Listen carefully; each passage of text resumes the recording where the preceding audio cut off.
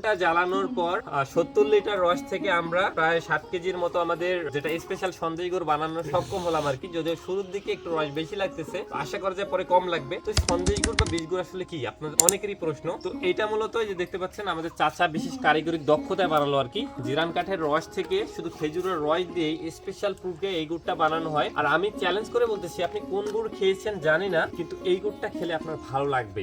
আমরা এটা আমাদের বিগত কাস্টমারদের খাওয়াইছি, তাদের যথেষ্ট রিভিউ পাইছি এবং চাচা দীর্ঘদিন ধরেই বানাচ্ছে। তো খেজুরের অন্যান্য গুলোর তুলনায় এটার একটা বিশেষত্ব হচ্ছে কি আপনি গুড়টা এমনিতেই খেতে পারবেন।